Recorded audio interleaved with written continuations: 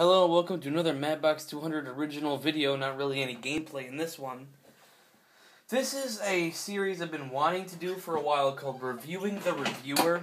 A lot of the internet reviewers on YouTube do, well, reviews, and they do them in a certain tone.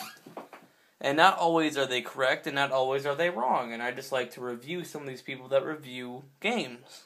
And I think it's a new take on everything. First up is a man I've been subscribed to for a while. I'm using the Xbox YouTube thing to show you this. It's the Ragaholic. I'm a big fan of this guy. You know, his YouTube channel name is XRazorFistX. I've been a fan of him for quite a while. I'm subscribed to him still, but he makes a couple of mistakes in not just this video, but a couple of mistakes in general. He reviews video games that with a special type of tone that is condescending. He thinks of everything as a deep work of art, which I don't resent in any way. It's just, you know, his own personal take. We can skip the intro here. In this one, he's comparing Halo 4 and Black Ops 2. And the way he does it is very awkward. The scientist and her inquisitor stands in stark contrast to the interrogation sequence at the outset of Black Ops 2, because as loath as I am to disseminate this fact, I was, albeit briefly, in genuine danger of actually giving a shit. He chooses in the end of this video, let me just explain this. In the end of the video, he chooses Halo 4 as the better of the two. And the way he hates first-person shooters in any regard, to be completely honest. But he chooses Halo 4 over Black Ops 2 simply because it frees the player more than Black Ops 2's strict thing. But he also says that it removes the player and shows footage of Forge mode and custom games and things like that. But when he's talking about Black Ops 2, he simply only mentions the Black Ops 2 campaign, which has had multiple different, things added to it, such as being able to change your weapon loadout mid-class or mid-mission set. He mentions that, but he also doesn't mention the fact that multiple endings, multiple paths in each mission to get to multiple endings. There's literally hundreds of paths that you can take throughout this entire game. He mentions none of that. He also doesn't mention zombies mode. He also doesn't mention combat training. He also doesn't mention anything on each multiplayer, either one except for Black Ops, of course.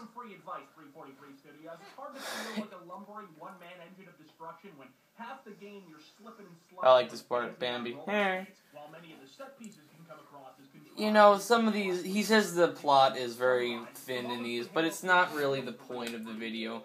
This one video, see, there's the Forge mode he's talking about. He says that it frees the player, but he doesn't show any of the things that Black Ops 2 does. But really the point is not this particular video. In another one, Skyrim, he alludes to multiple things of being, not Skyrim-y? Yeah, I guess. He says, the on-rails set piece at the beginning. And he warns that just because of this, the series is going down. He over-gravitates a lot of things because he overthinks things. That's what a lot of these videos are made because he overthinks things to a dramatic degree. On the good side of the Ragaholic, you have the humor. He makes the most awkward, funny analogies with just such a high class of, vocabulary. He makes these jokes are like, trying to move is like threading a needle with a rhinoceros. You never hear those, and he's got that great charm about him, which is why I'm subscribed to him. But the thing is, sometimes he nitpicks on the stupidest things. There are actual legitimate issues in video games, but he chooses to nitpick at these little arguments, like the names of the people in Modern Warfare 3. Why does that need to be harped on for 5 minutes? It's worth mentioning, but not for more than maybe 20 seconds. He talks about a full minute on that. But, the genuine issues, he doesn't even talk about. He mentions them briefly. It's, near impossible to follow some of the things he says sometimes, but that's what I like about him, because you really have to have a high class of, mind to understand some of the things he says. But sometimes he says things that are nitpicky, and sometimes he just says the shit that's wrong, that's flat out wrong. In the Skyrim video, I'll be alluding to that a lot. in the Skyrim video, he says that they made regenerating health ridiculous, and then there was a lot of health potions already, so why they even need them, he doesn't even understand that. Well, I have multiple friends who have Skyrim, and they all told me after I showed them the video, stutter for the win, after I showed them the video, they all said that they have no idea what he's talking about, because the health regeneration in the game has either been patched since he made this video, or he was just BSing it all, because the health regeneration is ridiculously slow in the other games, and basically the same, a little quicker, but basically the same than every other Skyrim before it, you know? And I've never played the game myself, so I can only take their word for it, but on my own opinion, I believe that it's exactly what they say it is, because they've been friends with me for multiple years, and I understand that some of the things he says are true, and I agree with a lot of his videos. But there's other videos that he BS's things that aren't even relevant, or he overblows the things that don't matter. And so it annoys me sometimes.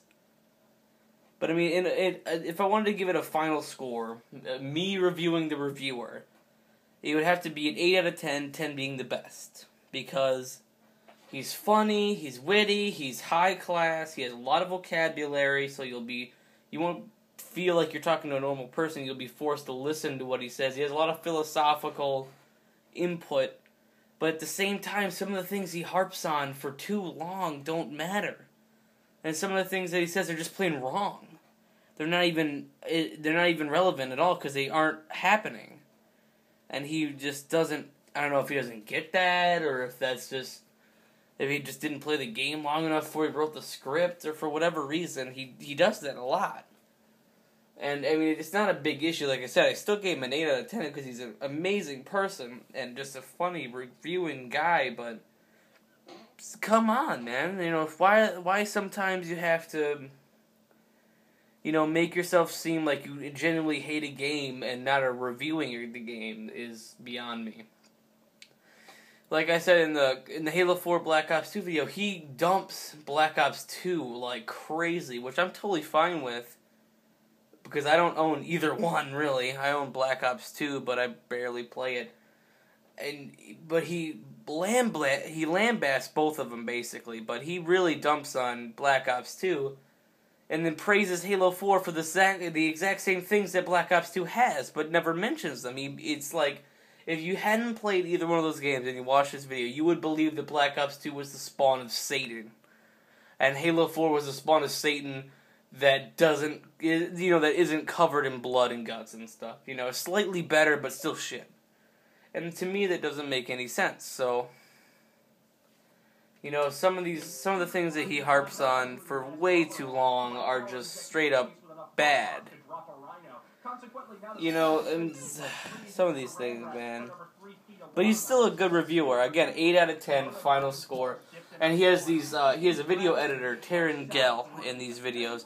And these videos are all edited by him. He talks over them, and then Taryn Gell does these little clips that are kind of hard to see with my crappy camera. But, you know, like I said, I don't have a HD PVR yet.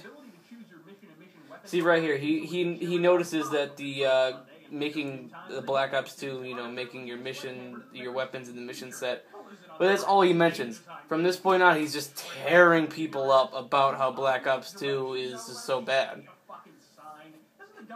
It's stupid, but at the same time, he's a good guy, and I just wish that he wouldn't lie about things, and I wish that he wouldn't harp on things that really didn't matter. But he's still a funny guy. I'm still going to be subscribed to him. I'm still going to watch his videos. It just angers me sometimes when he leaves out certain things, and he never goes back and does them. I think like one video he ever took back something he said already. Okay, so that's pretty much it. That's my first episode of Reviewing the Reviewer. I'll be doing all the reviewers that I can find on YouTube eventually. I'm going to find in the next video, I think, I want to put up when these are going to come out weekly. They're going to be crappy quality, but really all you should be paying attention to is who I'm talking about, not really what's on the screen anyway. This is just for my reference, and that's just basically my excuse for not having an HD PVR right now, but I'll make sure I get one And then until then, this has been Reviewing the Reviewer of Madbox 200's channel, and it's been an original video, not really gameplay. Goodbye.